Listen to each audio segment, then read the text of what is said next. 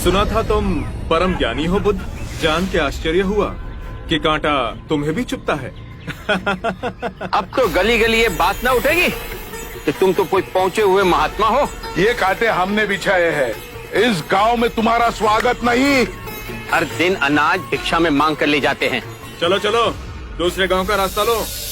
मेरा आप लोगों से अनुरोध है कि मुझे अपने गांव में भिक्षाटन करने दें।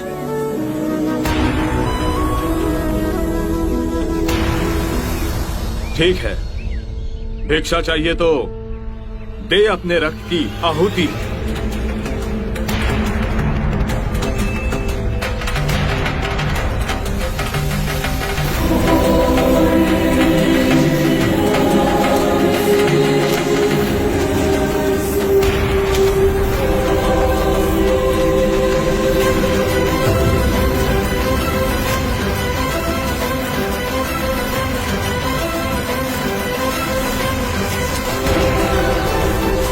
सुमित, रास्ता बुहारा तो इस गांव से तेरा दाना पानी उड़ जाएगा।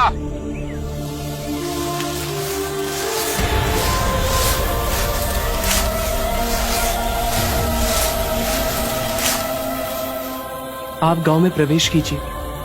इन मुट्ठी भर लोगों से कई अधिक लोग आपको भिक्षा देने के लिए आतुर हैं।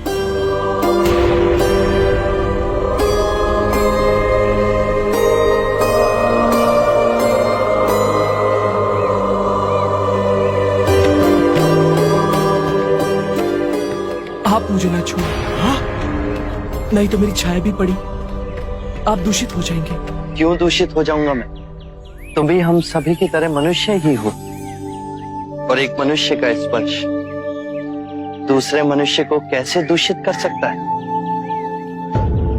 केवल लालच, घृणा, मोह, तृष्णा हम ही मनुष्य को दूषित करते हैं।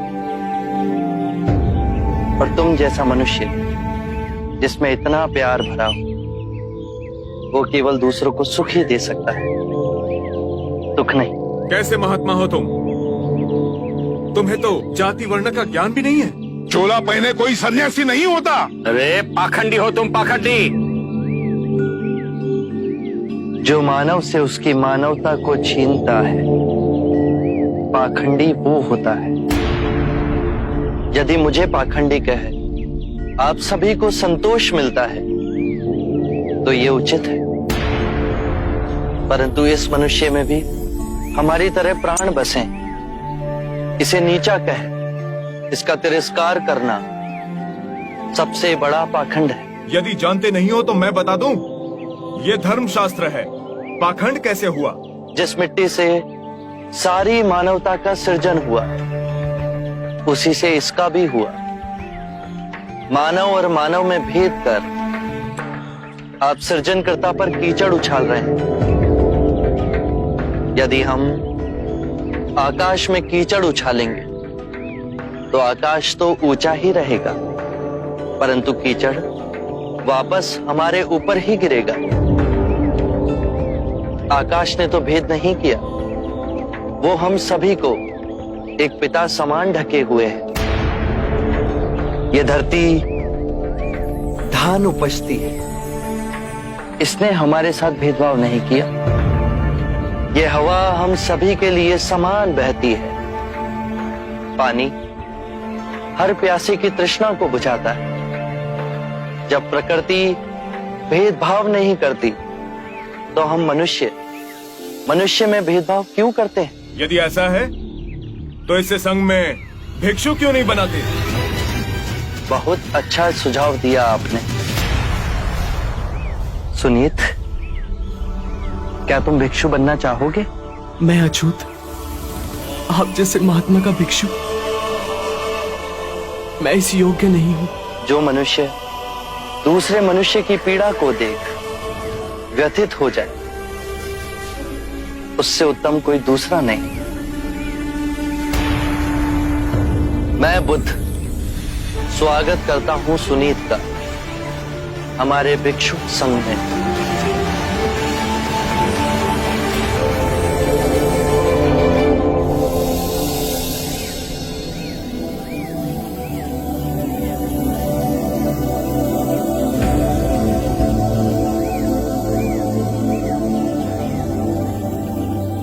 सारा जीवन किसी ने दया के दो शब्द ना कहे मुझसे, और आज इतनी करुणा बरसी है।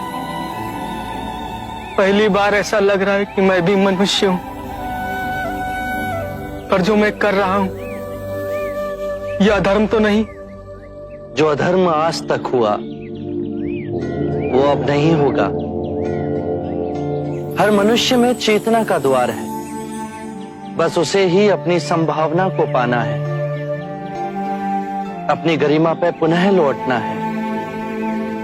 मेरा मार्ग प्रेम का है, वहां सबका सत्कार है।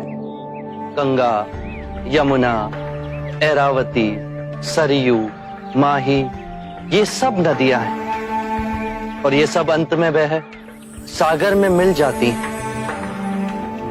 वहां उनका ना भेद होता है, ना ही नाम। उसी प्रकार जिस भी मनुष्य ने अपना गृह त्याग कर सत्य के पथ पर चलने का निश्चय किया, चाहे वो ब्राह्मण हो या क्षत्रिय, वैश्य या शूद्र ही क्यों ना हो, उसी महासागर में विलीन हो जाते हैं।